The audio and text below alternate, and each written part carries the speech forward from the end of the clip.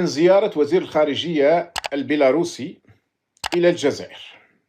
اللي ما يعرفش، بيلاروسيا تسمى بيلاروسيا وتسمى أيضا روسيا البيضاء، وهي تقع على حدود بولندا وخاصة على حدود روسيا. وعموما أغلبية الشعب البيلاروسي يعتبر نفسه روسي، يعني أو إلى حد ما روسي، وهم يشتركون مع روسيا في كل شيء، حتى أن نظام الحاكم اليوم موالي تماما لموسكو. يقال بأن هناك خصومات شخصية ما بين الرئيس البيلاروسي وبوتين، يعني يكره بعضهم البعض، ولكن رئيس بيلاروسيا ما عندوش خيارات واسعة في الحقيقة، لأنه يعرف أن سقوط بوتين قد يؤدي إلى سقوط نظامه، وخسارة بوتين لحرب أوكرانيا قد تؤدي إلى سقوط نظامه. وفي وحدة الفترة كان هناك دول غربية كثيرة تريد أن تضغط عليه بشدة، للإطاحة به حتى، لكنه نجا وقوى نفسه أكثر، وحل بعض الإشكالات اللي كانت أو الخصومات اللي كانت بينه وبين ترامب، بينه وبين بوتين. ولكن فيما يهمنا احنا اليوم هو وزير الخارجية البيلاروسي يزور الجزائر. لا أتذكر أن وزير خارجية بيلاروسيا زار الجزائر في أي وقت من قبل، أنا لا أتذكر ذلك. هل كانت هناك زيارة من قبل 10-15 سنة؟ ممكن، لكن لا أتذكرها. لماذا؟ لأن في الحقيقة ما عندناش علاقات مع بيلاروسيا. صحيح في سفارة هناك، والدبلوماسيين اللي موجودين هناك يأكلوا فقط في المال العام، وفاتحين على أساس أن عندنا سفارة في بيلاروسيا يعني.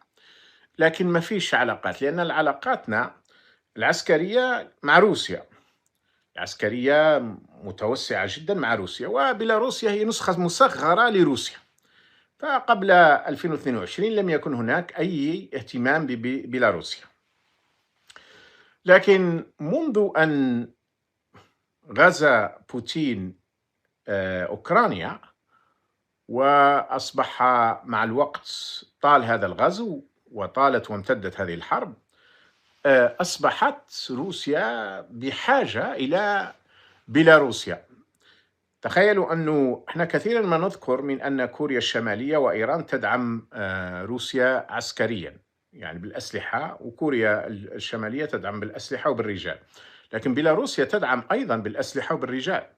يعني جزء كبير أو من السلاح اللي راه ينتج اليوم في بيلاروسيا يذهب إلى روسيا، لأنه عندهم نفس النظام العسكري، نفس الأسلحة، نفس النمط، نفس العقيدة القتالية إلى آخره، يعني مشتركين. وبيلاروسيا أصلا كانت جزء من الاتحاد السوفيتي اللي كانت تتحكم فيه روسيا وتتحكم فيه موسكو. لكن بالنسبة إلينا، لماذا هذه الزيارة؟ في الحقيقة هذه الزيارة هي ليست زيارة وزير الخارجية، هي ليست زيارة سياسية بالمعنى السياسي، لأن كما قلت ما عندناش تواصل سياسي أو ثقافي أو حقيقة مع بيلاروسيا. هذه الزيارة في الحقيقة جاءت باسم وزير الخارجية، لكن وزير الخارجية كان معه وفد عسكري سري لم يعلن عنه، وجاء في نفس الطائرة الخاصة اللي جاء فيها وزير الخارجية، وهذا هو الوفد المفيد. لماذا جاء هذا الوفد العسكري؟ لأن كما تعرفون حتى عام 2022 تقريبا 80% من السلاح الجزائري هو سلاح روسي، يعني حسب السنوات، لكن في الغالب يدور ما بين 75 إلى 80%. ومنذ أن اندلعت الحرب لم تعد روسيا قادرة على تلبية طلبات الجيش الجزائري. فهذا واحد من النقاط الإشكالية في العلاقة. الآن العلاقة مع روسيا متوترة في مجموعة من النقاط، منها أنها لم تعد قادرة على توفير السلاح. أكثر من ذلك، روسيا لم تعد قادرة أو راغبة على توفير حتى قطع الغيار، بما أن القوات البرية تقريبا كلها مستندة على سلاح روسي، خاصة الدبابات بكل أنواعها، وآخرها تي 90 وما قبلها وما بعدها إلى آخره، وأيضا على الهاونات، على الكلاش، على كل شيء. سيمينوف، كل شيء يأتي من روسيا. يعني كان جزء بسيط يأتي من قبل، كان يأتي من بعض دول أوروبا الشرقية، خاصة من صربيا. صربيا والمافيا العسكرية لديهم علاقات قوية، وهذه العلاقات ما زالت مستمرة، ولذلك صربيا ساعدت الجنرالات في التسعينات، وهم بالسلاح وبأشياء أخرى، وأيضا النظام ساعد صربيا فيما بعد، خاصة بعدم الاعتراف بكوسوفو، وما زال يقف معها. المهم، بيلاروسيا هي كبديل. يعني صربيا قدمت أسلحة منذ 2022، ضاعفت بيع الأسلحة إلى الجزائر. الأسلحة اللي تصنعها هي أسلحة روسية، ولكن تصنع في صربيا عاصمتها بلغراد. النظام الجزائري أيضا استطاع أن يتدبر بعض الأسلحة من الصين، اللي هي أسلحة روسية والصين هي تصنعها. استطاع أن يتدبر بعض الأسلحة أو قطع الغيار من الهند، ولكن كل هذا غير كافي، لأن لدينا آلاف القطع اللي هي تحتاج، أكثرها يحتاج إلى قطع غيار، أو بعضها يحتاج إلى قطع غيار، وبعضها يحتاج أيضا إلى المينتنانس إلى آخره، وهذا كله كان يقوم به الروس. الآن لقاوا البديل في بيلاروسيا، والمحادثات مع بيلاروسيا في الحقيقة عندها عدة أشهر، وبيلاروسيا قالت أنها مستعدة أن تغطي بعض احتياجات الجزائر. قالت أنها لا تستطيع أن تغطي الكل، فهي أيضا تخشى من الحرب، وبينها وبين بولندا بعض المناوشات وبعض الخصومات التي تتصاعد. لكن هذا الوفد العسكري الذي جاء ليناقش مع الجنرالات في الجزائر قضية وش يحتاجوا، ما هي الاحتياجات. هذا في حد ذاته ليس سيئا. معليش أن يبحث شنقريحة والجنرالات نتاعو على الاتيان بقطع الغيار اللي روسيا لم تعد تبيعها لنا لأسباب عملية ولأسباب سياسية. لكن الخوف هو أن هذا زيارة سرية. لماذا النظام الجزائري يغطي زيارة وفد عسكري بوزير الخارجية لبيلاروسيا؟ لماذا لا يعلن علنا من أن هذا وفد عسكري وجاء إلى الجزائر، والجزائر تتعاون مع هذه الدول؟ في الحقيقة خوفا من أمريكا. درك ولا عندهم مشكل حقيقي. منذ أن جاء ترامب أصبح عندهم رعب حقيقي. ترامب كما ترون في سياساته ما عندوش حدود حمراء، يعني حتى حلفاء ومرات يستهزأ بهم، رؤساء دول يستهزأ بهم، ملوك يستهزأ بهم. شفنا مثلا ملك الأردن كيف تعامل معه في البداية في شهر فبراير أعتقد، وكيف أن ملك الأردن ظهر في حالة سيئة جدا، مع أن الأردن هو بلد في خدمة أمريكا يعني، ويتلقى مساعدات منها إلى آخره. فالنظام منذ أن جاء ترامب أصبح يشعر بقلق حقيقي، ولذلك سارعوا إلى توقيع اتفاقيات عسكرية سرية في فبراير الماضي.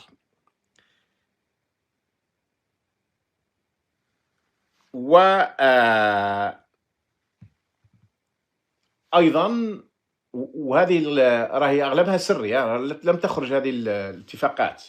يعني أنا وصلتني بعض المضامين لكن ليس كل الاتفاقات. أكثر من ذلك، شفنا خرج صبري بوقدوم وقال، يعني سفير العصابة في واشنطن، وقال أن كل شيء مفتوح لأمريكا، وإحنا عندنا المناجم وعندنا المعادن، وتعال يا ترامب خذ ما تريد. وعدلوا القوانين، وأصبحت الآن 80% يأخذها الأجنبي و20% الجزائر. أكثر من ذلك، شفنا أن ترامب لما عاد يضغط الآن بقوة على عودة العلاقات الجزائرية المغربية، وقال ويتكوف من أنه سيكون هناك سلام بين الجزائر والمغرب في خلال 60 يوم، وأن قضية الصحراء الغربية بالنسبة إليه ستتم تصفيتها وفق الإرادة الأمريكية والأجندة الأمريكية. فالنظام مرعوب من أمريكا بكل ما تعنيه كلمة الرعب.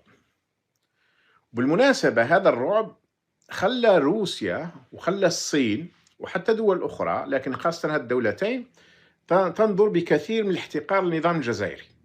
بمعنى أنك أنت المفروض راك في علاقة قديمة معنا، وإحنا المعسكر الشرقي وأنت ضد أمريكا وضد الإمبريالية، ولكن الآن أصبحت تقدم تنازلات عسكرية للجيش الأمريكي في موانئ الجزائر، في أجواء الجزائر وفي أشياء أخرى، وتسارع لكل ما تطلبه أمريكا تنفذه، بينما إحنا لا تلقي لنا بالا، يعني لا يعني تحقرنا، يعني وكأننا رانا في الجيب. ولذلك هذه الزيارة بالذات حرص النظام في الجزائر على أن تكون زيارة الجنرالات من روسيا البيضاء في تمام السرية، لأنه يخشى من أن يصدر، يعني الولايات المتحدة راهي تقول لبيلاروسيا راهي تعتبرها مثل روسيا والدول الغربية الأخرى أيضا، وبالتالي أي تعاون مع بيلاروسيا يعني وكأنك تتعاون وتمد روسيا، وهذا بالنسبة لي في القوانين الأمريكية ممكن معاقبتهم. رانا نشوفوا الآن أمريكا راهي تعاقب في الهند. قال لماذا؟ قال لك لأنها تشتري البترول الروسي، وبالفعل عاقبت الهند عقوبات شديدة في الضرائب، في تقليص الفيز، في أشياء كثيرة جدا. ولذلك جاءت هذه الزيارة سرية. لكن هنا ما توليش عندك دولة، هنا يولي عندك نظام مرعوب من دولة أخرى ويقوم بعمله في السر. ولذلك شفنا أيضا الموقف الجزائري مثلا احتج بشدة على إسبانيا واسحب السفير الجزائري من مدريد لما غيرت موقفها في قضية الصحراء. نفس الشيء صار مع فرنسا، والعلاقة ما زالت متوترة وكراكم عارفين وراهي واصلة. لكن عندما تعلق الأمر بأمريكا وبريطانيا لم يفعل النظام أي شيء، مع أن الموقف الأمريكي هو أكبر من الموقف الفرنسي والإسباني. لأن الموقف الأمريكي قال لك يعترف بمغربية الصحراء ويفتتح قنصلية في الدخلة، في مدينة الدخلة. أكثر من ذلك الموقف الأمريكي الآن يقول باللي ما كانش حل آخر ما عدا الطرح الموجود في الخطة المغربية، لكن النظام ما يقدرش يعترض. راح ندخلوا الآن في الموضوع هذا، لكن نختم فقط فيما يتعلق ببيلاروسيا بنقطتين، لكن راح ندخلوا فيه الآن مباشرة وراح نشوفوا لماذا لا يعترض. إذن هذا هو اللي خلى أن يكون هناك لقاء سري، والحقيقة هذا أيضا يؤكد لنا فشل النظام. ليس فقط أنه الآن يأتي بجنرالات بلد آخر في السر باش يشري عليهم سلاح لأنه يخاف من أمريكا ودول غربية أخرى، ولكن أيضا أن عندما تضع بيضك في سلة واحدة وتشتري 80% من سلاحك حتى 2022 من بلد واحد، هذا البلد دخل في حرب، أصبحت أنت في أزمة، وأدى هذا حتى إلى أن علاقاتك توترت بينك وبينه. هاي السياسة الفاشلة اللي خاضوها. صحيح أن هذه السياسة مش مسؤول عليها شنقريحة وتبون، لكن هم كملوها. هذه السياسة فاشلة منذ الستينات، وهو الاعتماد على بلد واحد في موضوع التسلح. والعقيدة الجيش الجزائري مستنسخة إلى حد كبير من عقيدة الجيش الروسي، مع بعض الأشياء المتخلفة يعني. وهنا ندخل لموضوع الصحراء الغربية. في موضوع الصحراء الغربية الأمور هي تتطور وتتسارع. لماذا؟ لأن بعد أيام فقط من الآن، خلوني نصب شوية ماء. بعد أيام فقط من الآن سيجتمع مجلس الأمن، وقرر مجلس الأمن أن يتبنى الخطة المغربية، الحكم الذاتي للصحراء الغربية باعتبارها صحراء مغربية. وأدى هذا أن مثلا البوليزاريو، رئيس بوليزاريو أخرج بيان قبل أعتقد أمس أو اليوم. وش يقول؟ خلينا نسمعوا منه شوية. في وقت تؤكد فيه قيادة البوليزاريو على حسن نيتها ورغبتها دون أي تأخير في الجلوس إلى طاولة الحوار مع نظام المخزن تحت رعاية وإشراف الأمم المتحدة ودون أي شروط مسبقة لإيجاد حل نهائي للقضية العالقة منذ نصف قرن. يبدو أن الحوار محل رفض تام من طرف نظام المخزن الذي يصر على التعنت وانتهاج أسلوب التضليل والقفز على مواثيق الشرعية الدولية. تعلن بشكل جدي وبنية صادقة استعدادها للدخول في مفاوضات مباشرة في أسرع وقت مع المملكة المغربية تحت رعاية الأمم المتحدة للتوصل لاتفاقيات حول مختلف الجوانب المتعلقة بالنزاع الصحراوي المغربي. هذه الاتفاقيات حول الخيارات التي يمكن دراستها ويمكن التوصل لها كحلول، وهي الخيارات التي نصت عليها توصيات الأمم المتحدة. نحن على يقين ولدينا تحدون الثقة الصادقة بأن الحوار المباشر والصريح في إطار الأمم المتحدة من شأنه تذليل كافة الصعاب الموجودة والتي تقف في اليوم حجرة كأداء عقبة كأداء أمام حل القضية الصحراوية.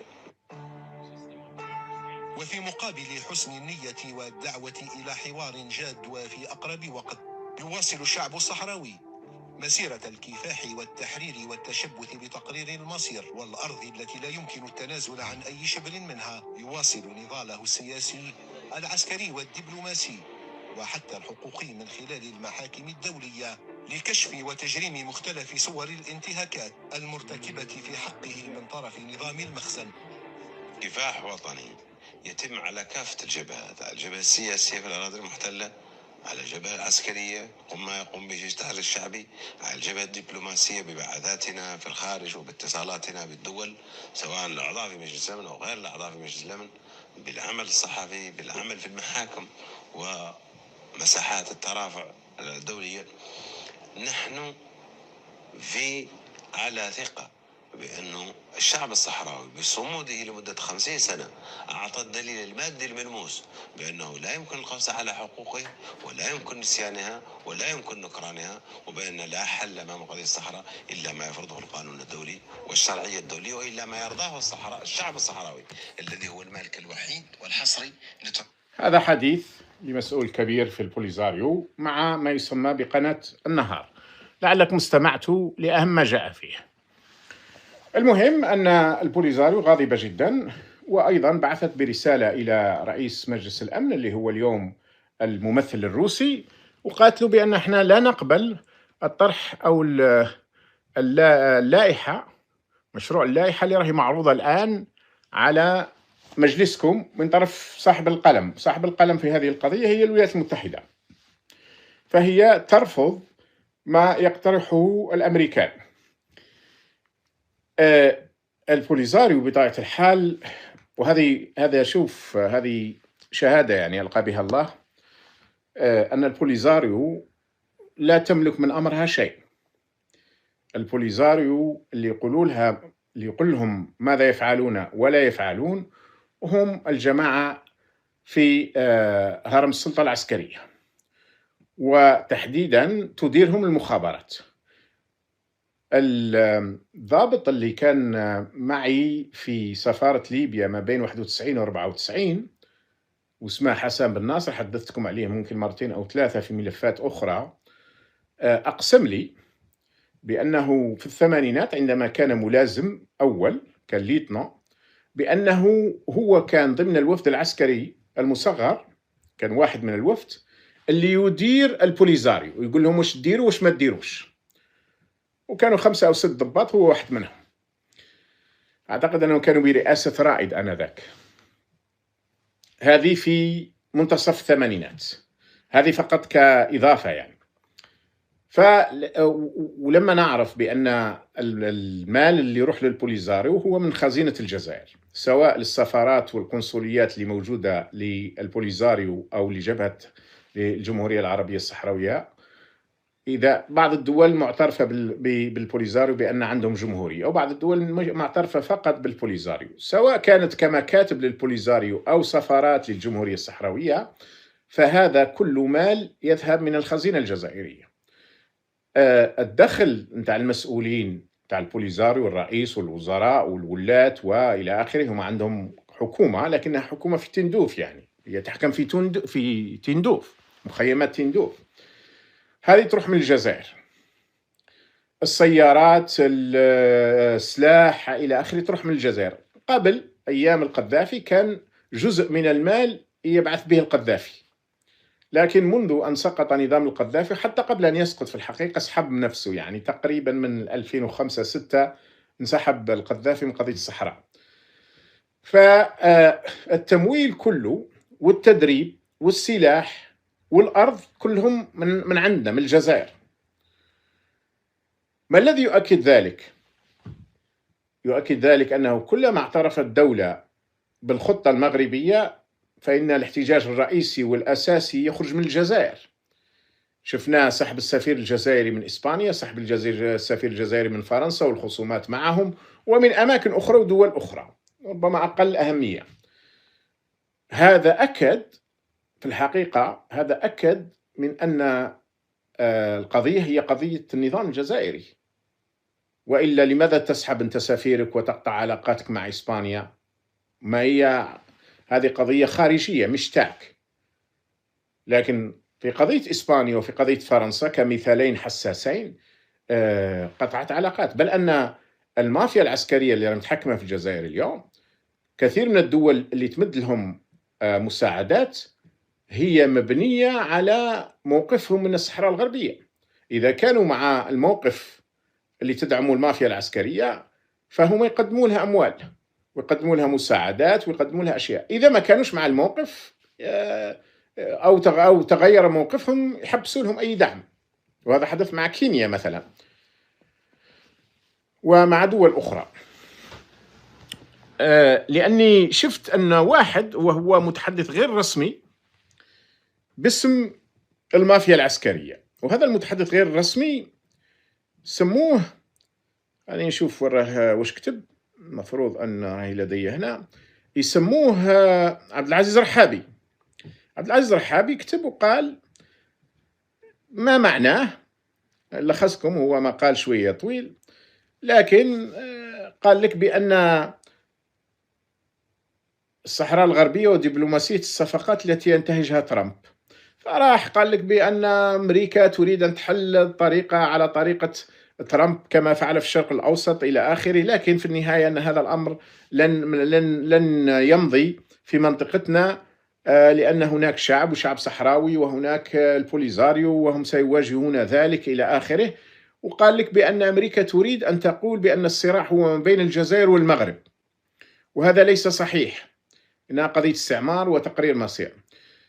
لكن السؤال اللي ما يجاوبش عليه عبد العزيز رحابي وباقي الناطقين الرسميين أو غير الرسميين باسم النظام العسكري، إذا كانت الجزائر مش معنية بالقضية فلماذا تسحب سفراءها من دول مالت إلى الخط المغربي أو إلى الطرح المغربي؟ تصرفات من قبل، يعني قبل مجيء تبون وشنقريحة ما كانوش يسحبوا السفراء عندما يحدث مثل هذا. يعني كاين دول اعترفت بمغربية الصحراء، كانوا يخفوا من العلاقات في السر، لكن لا يعلنون ذلك، لأنهم عارفين لما يعلنوا بأنهم يسحبوا السفير، سواء هذه في التسعينات أو في زمن بوتفليقة، يعني راك أنت المعني.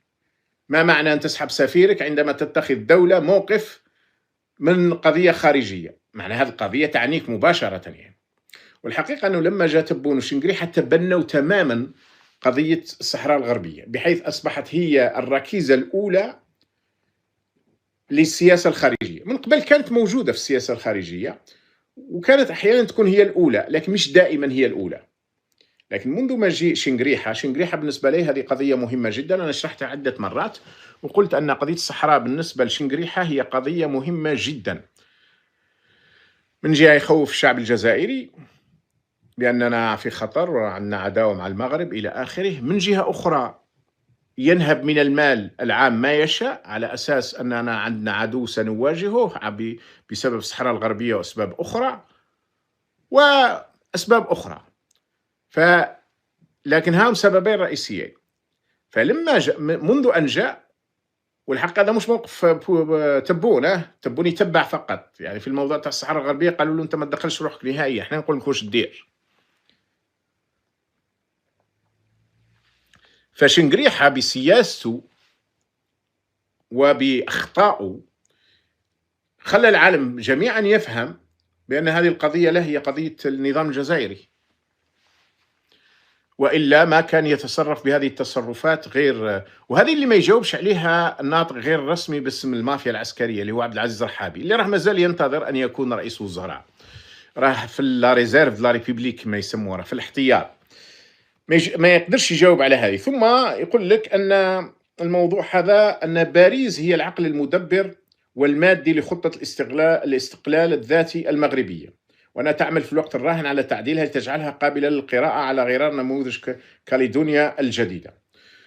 وراح جاب موضوع الإنجليز وجاب إلى آخره. هو في الحقيقة شوف، احنا عارفين الموقف الفرنسي، لكن الموقف الفرنسي لم يتبنى الخطة تماما، الخطة المغربية، إلا في جوي في 29 جوي 2024. من قبل كان مائلا، لكن لم يكن حاسما في الموقف. ما الذي جعله يحسم؟ ما الذي جعل الموقف الفرنسي يحسم؟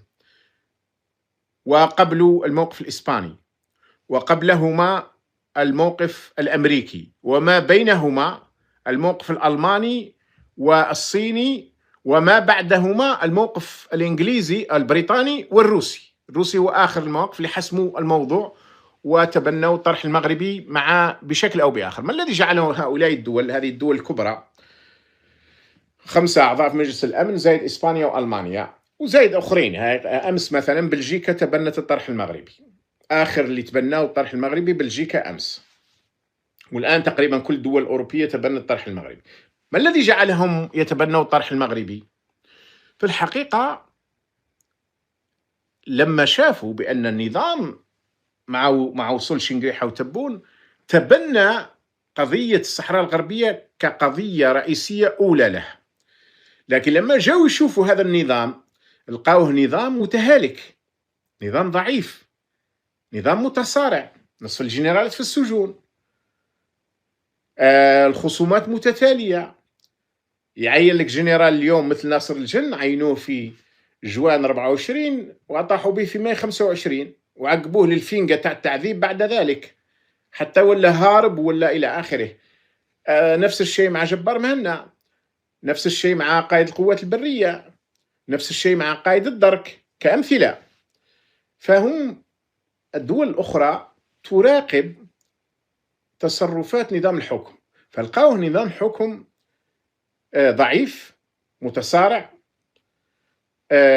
عناصره ممكن يكونوا قادة اليوم وبعد الغد موجودين في السجون برتبة جندي، وسألوا عبد القادر الأشخم وأبو عزة وسيني وغيرهم اللي ينزلوهم إلى رتبة جندي، أو يقدر يكون قائد المخابرات اليوم وبعد غد تلقاه هارب في بوطي. واسألوا ناصر الجن اللي سلمته لهم إسبانيا بعد مفاوضات دامت 10 أيام ومقابل مصالح إلى آخره. فالدول شافت باللي النظام في الجزائر ضعيف جدا، وشافت باللي شعب الجزائر يزداد سوءا، الوضع الاجتماعي، الوضع الاقتصادي، الوضع التجاري يزداد سوءا، وشافوا بأن النظام يتخذ قرارات خبط عشواء، ندخل البلاد في حيط. فقال لك لا، هذا نظام الآن لم يعد لديه قدرات أن يضغط علينا، بل احنا نقدر نضغطوا عليه. والحقيقة أنه قضية الصحراء هذه لازم نحلوها، لأن التوتر في شمال غرب إفريقيا ويمتد إلى الساحل إلى آخره، أمريكا والدول الغربية لم تعد قادرة على ذلك. خلينا نضيف شيء، لأن اليوم أيضا جايبين في جرايدهم، منهم جريدة الشرور، خلينا نقرأ لكم وش كتبوا فيها.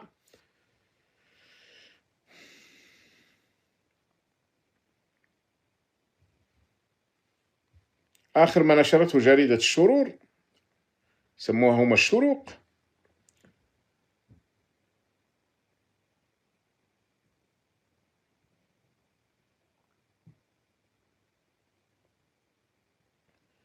مصادر الشروق، يعني الشروق ولات عندها مصادر في أمريكا. يعني مصادر الشروق: دولة الإمارات وفرنسا تضغطان على الدول الأعضاء في مجلس الأمن.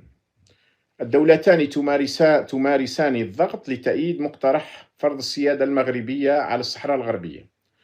فرنسا والإمارات تلتقيان الدول كل على حدة لإقناعها بالتصويت لمقترح فرض السيادة المغربية. شوف هذا الكلام السخيف. ولماذا سخيف؟ لأنه أولا قبل 5 أيام كما رأيتم اللي قال يعني مسعود بولس في تصريح له لإحدى القنوات قال أن الحديث مع الجزائر وتبون تكلمت معه على الصحراء المغربية، ما قالش الصحراء الغربية، مع أن تسمية الصحراء الغربية هو تسمية جغرافية قانونية، فقال الصحراء المغربية. هذا مسعود بولس، هذا هو المبعوث الأمريكي لحل هذه القضايا. وتقريبا في نفس التوقيت خرج ويتكوف وجاريد كوشنر وقالوا أننا سيكون هناك سلام بين الجزائر والمغرب في خلال 60 يوم وسيتم حل القضية، قضية الصحراء، طبعا لصالح المغرب. بينما الحقيقة أنه مفيش تصريح فرنسي مباشر ولا إماراتي مباشر. نعم الإمارات تلعب دور، والإمارات تلعب دور في تدمير كل الدول المسلمة، ما هيش فقط في هذه القضية. وفرنسا لعبت دور علنا واعترفت بقضية مغربية الصحراء. لكن الحقيقة أنه اللي يرأس اللي يجر البقية الآن مش فرنسا ومش الإمارات، وانتم تعرفوا موقفي من فرنسا ومن الإمارات، لكن حتى يكون عندنا الديتا، حتى تكون عندنا المعلومة دقيقة وليس بروباغندا، اللي يقود الأمر هي الولايات المتحدة. ولذلك البوليزاري وش قالت؟ قالت مقترح اللائحة التي وزعته الولايات المتحدة، ما قالش فرنسا. يعني المخابرات واحد يقول لجرائد الجزائر سبوا فرنسا في موضوع الصحراء الغربية، بينما البوليزاري ومسؤول البوليزاري واللي نشرت له نفس الجرائد قال أمريكا، قال الولايات المتحدة. ألا هما يمسحوا الموس الآن في فرنسا لأن بيناتهم خصومة معروفة والإمارات، لكن الحقيقة اللي راح يقود عملية التغيير هي الولايات المتحدة. لكن كاين سؤال آخر يطرح على هؤلاء، ما هو؟ قبل أسبوع عندما خرجت صحفية من ما يعرف بآل 24 أو آل 24 التلفزيون الرسمي الخارجي للمافيا العسكرية، وقرأت هذاك السؤال على لافروف وش قال لها؟ قال لها كتبوا لك سؤال طويل وانت راك تعاودي فيه، كتبوا لك، ولكن انتهى في الحديث نتاعو انتهى إلى أنه الآن روسيا تميل إلى الطرح المغربي لحل قضية الصحراء. روسيا لا تأتمر بأمر أمريكا. الصين قبل روسيا مالت إلى الطرح المغربي. الصين لا تأتمر بأمر أمريكا. لكن كل دول ما يسمى بدول مجلس الأمن، وأنا دائما عندي اعتراض عليهم لأنهم يتصرفون كأنهم أرباب 5 يتحكموا في العالم، لكن كل دول مجلس الأمن مشات في نفس الخط. وبالمناسبة إسبانيا اعترفت بالطرح المغربي قبل أن يأتي ترامب ب3 سنوات، وفرنسا اعترفت بالطرح المغربي قبل أن يأتي ترامب ب6 أشهر. أي أن هناك توافق يقول أن هذه المنطقة ظلت لي 50 سنة في تناحر، وأن قضية الصحراء عطلت منطقة شمال إفريقيا، وأن الآن مع التوسع الصيني والتحدي الروسي في إفريقيا، لأن روسيا والصين متواجدة بشكل قوي جدا، والحق عليهم الهندي والتركي، فأوروبا ترى أنه عدم حل قضية الصحراء الغربية يشكل لها خطر، وهذا ما تراه الولايات المتحدة أيضا. ولذلك حتى الروس والصين اللي بنوا علاقات قوية بناها معهم المغرب انضموا إلى الدول الغربية في هذا الخط. ولذلك أقول من هنا لرحابي، بالرغم أنه مفروض أنه دبلوماسي ويعرف الأمور هذه، أنت تعرف أن هذا قرار ترامب أساسا، والدول الأخرى ماشية فيه. لم يفرض عليهم هم القرار، ولكنهم توافقوا على نفس الشيء بما فيها روسيا والصين. لأن لو كان روسيا والصين تخرج بعد 3 أيام لما يطرح الموضوع وتعترض على المقترح الأمريكي، خلاص ما يمشيش. لكن لا روسيا ولا الصين ستعترض. في أسوأ الحالات راح يتغيبوا عن التصويت، مما يعني أن القرار سيمر. هذا إذا لم يصوتوا مع القرار، وهذا نابع أساسا. أنا في رأيي، الناس يعرفوا رأيي، أن هذه قضية الصحراء الغربية ذبحتنا وما كان لها أن تكون من 75. لكن داخل النظام الجزائري يعرفون أن الذي ورطهم في سياسات تدخل في الحيط، في سياسات فاشلة وتافهة، هو شنقريحة. وشنقريحة هو المسؤول الأول المفروض أمام زملائه على خسارتهم قضية فاشلة خاطئة، لكن ظلوا ماضيين فيها وماشيين فيها وما زالوا يصرفوا عليها الدراهم.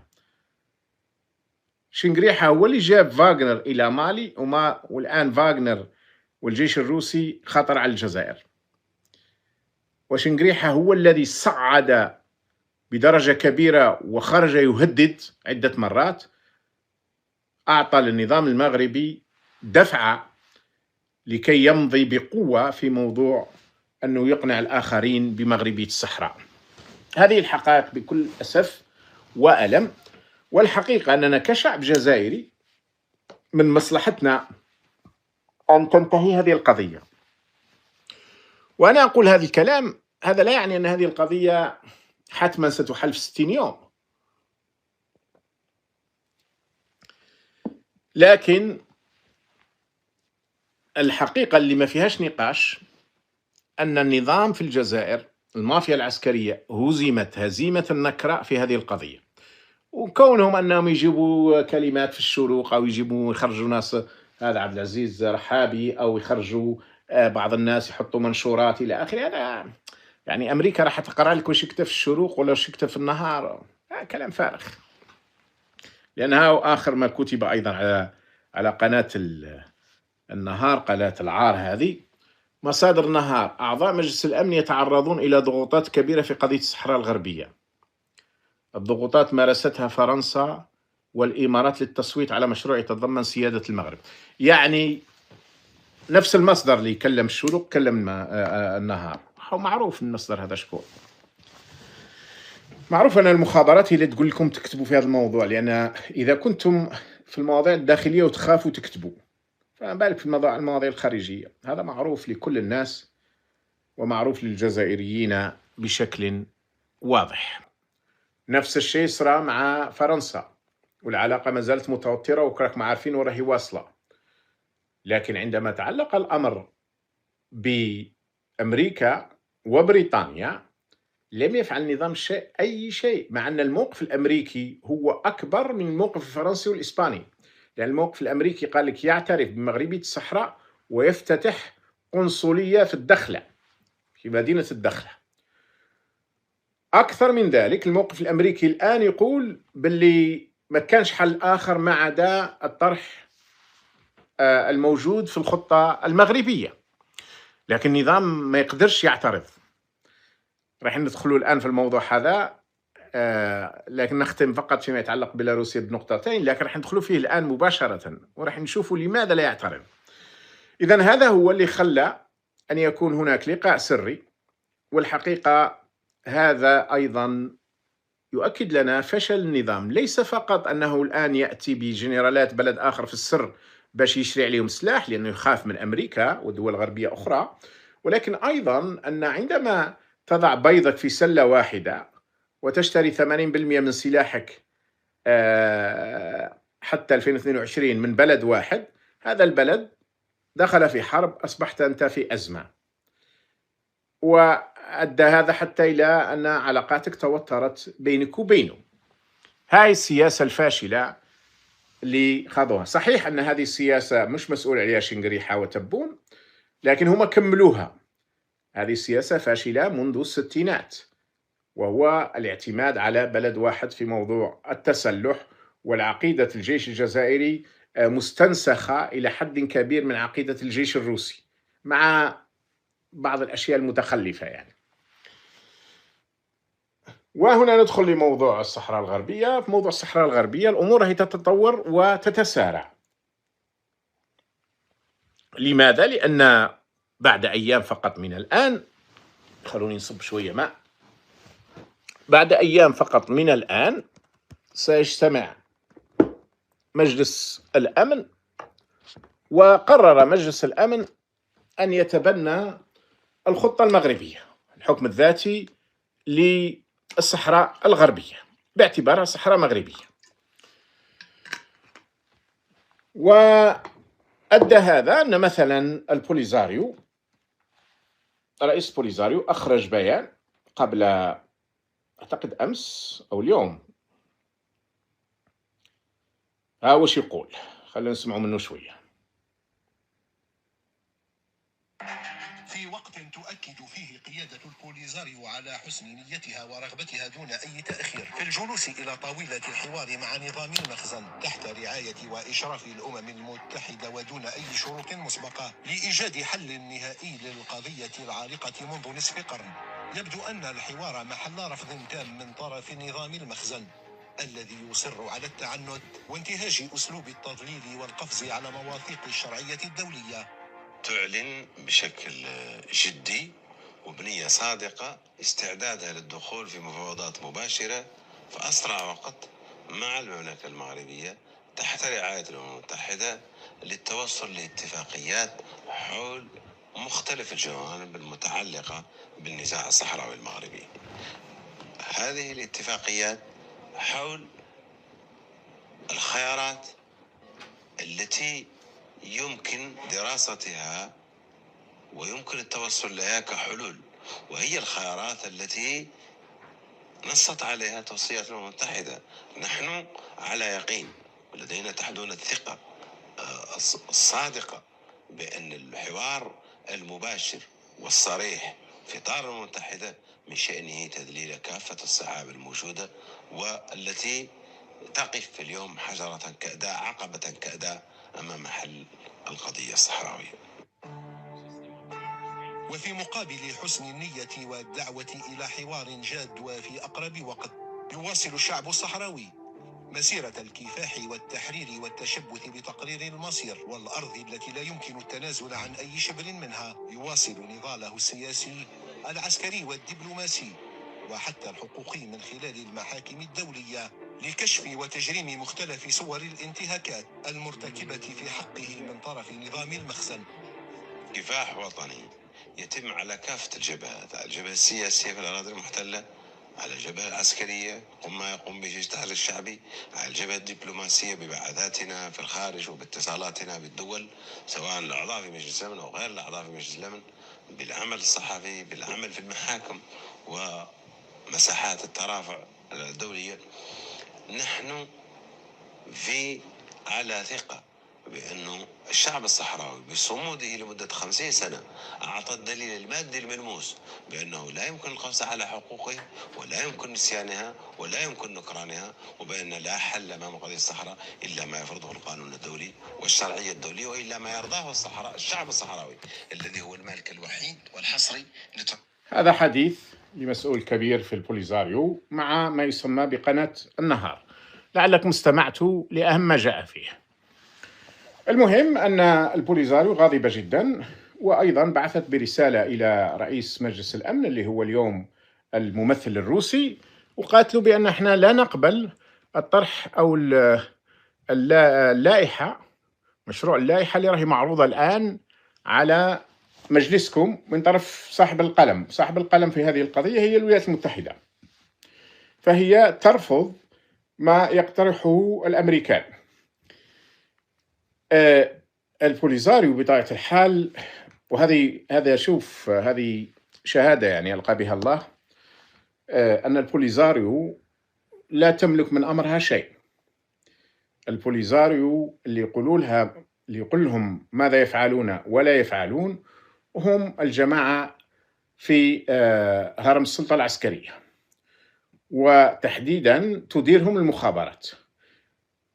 الضابط اللي كان معي في سفارة ليبيا ما بين 91 و 94 واسمه حسن بن ناصر، حدثتكم عليه ممكن مرتين أو ثلاثة في ملفات أخرى، أقسم لي بأنه في الثمانينات عندما كان ملازم أول، كان ليتنا، بأنه هو كان ضمن الوفد العسكري المصغر، كان واحد من الوفد اللي يدير البوليزاريو ويقول لهم وش تديروا وش ما تديروش، وكانوا 5 أو 6 ضباط، هو واحد منهم. أعتقد أنهم كانوا برئاسة رائد آنذاك. هذه في منتصف الثمانينات، هذه فقط كإضافة يعني. ولما نعرف بأن المال اللي يروح للبوليزاريو هو من خزينة الجزائر، سواء للسفارات والقنصليات اللي موجودة للبوليزاريو أو لجبهة الجمهورية العربية الصحراوية، إذا بعض الدول معترفة بالبوليزاريو بأن عندهم جمهورية، وبعض الدول معترفة فقط بالبوليزاريو، سواء كانت كمكاتب للبوليزاريو أو سفارات للجمهورية الصحراوية، فهذا كل مال يذهب من الخزينة الجزائرية. الدخل نتاع المسؤولين تاع البوليزاريو والرئيس والوزراء والولاة وإلى آخره، هم عندهم حكومة لكنها حكومة في تندوف، يعني هي تحكم في تندوف، مخيمات تندوف، هذه تروح من الجزائر. السيارات، السلاح إلى آخره تروح من الجزائر. قبل أيام القذافي كان جزء من المال يبعث به القذافي، لكن منذ أن سقط نظام القذافي، حتى قبل أن يسقط في الحقيقة، سحب نفسه، يعني تقريبا من 2005-2006 انسحب القذافي من قضية الصحراء. فالتمويل كله والتدريب والسلاح والأرض كلهم من عندنا، من الجزائر. ما الذي يؤكد ذلك؟ يؤكد ذلك أنه كلما اعترفت الدولة بالخطة المغربية فإن الاحتجاج الرئيسي والأساسي يخرج من الجزائر. شفنا سحب السفير الجزائري من إسبانيا، سحب السفير الجزائري من فرنسا والخصومات معهم، ومن أماكن أخرى ودول أخرى ربما أقل أهمية. هذا أكد في الحقيقة، هذا أكد من أن القضية هي قضية النظام الجزائري، وإلا لماذا تسحب أنت سفيرك وتقطع علاقاتك مع إسبانيا؟ ما هي هذه قضية خارجية مش تاعك. لكن في قضية إسبانيا وفي قضية فرنسا كمثالين حساسين قطعت علاقات، بل أن المافيا العسكرية اللي متحكمة في الجزائر اليوم، كثير من الدول اللي تمد لهم مساعدات هي مبنية على موقفهم من الصحراء الغربية. إذا كانوا مع الموقف اللي تدعموا المافيا العسكرية فهم يقدموا لها أموال ويقدموا لها مساعدات ويقدموا لها أشياء. إذا ما كانوش مع الموقف أو تغير موقفهم يحبسوا لهم أي دعم، وهذا حدث مع كينيا مثلا ومع دول أخرى. لأني شفت أن واحد وهو متحدث غير رسمي باسم المافيا العسكرية، وهذا المتحدث غير الرسمي سموه، يعني نشوف وراه وش كتب، المفروض أن راهي لدي هنا، يسموه عبد العزيز رحابي. عبد العزيز رحابي كتب وقال ما معناه، لخصكم، هو مقال شوية طويل، لكن قال لك بأن الصحراء الغربية ودبلوماسية الصفقات التي ينتهجها ترامب، فراح قال لك بأن أمريكا تريد أن تحل الطريقة على طريقة ترامب كما فعل في الشرق الأوسط إلى آخره، لكن في النهاية أن هذا الأمر لن يمضي في منطقتنا، لأن هناك شعب وشعب صحراوي وهناك البوليزاريو وهم سيواجهون ذلك إلى آخره. وقال لك بأن أمريكا تريد أن تقول بأن الصراع هو ما بين الجزائر والمغرب، وهذا ليس صحيح، إنها قضية استعمار وتقرير مصير. لكن السؤال اللي ما يجاوبش عليه عبد العزيز رحابي وباقي الناطقين الرسميين أو غير الرسميين باسم النظام العسكري، إذا كانت الجزائر مش معنية بالقضية فلماذا تسحب سفراءها من دول مالت إلى الخط المغربي أو إلى الطرح المغربي. تصرفات من قبل، يعني قبل مجيء تبون وشنقريحة ما كانوش يسحبوا السفراء عندما يحدث مثل هذا. يعني كاين دول اعترفت ب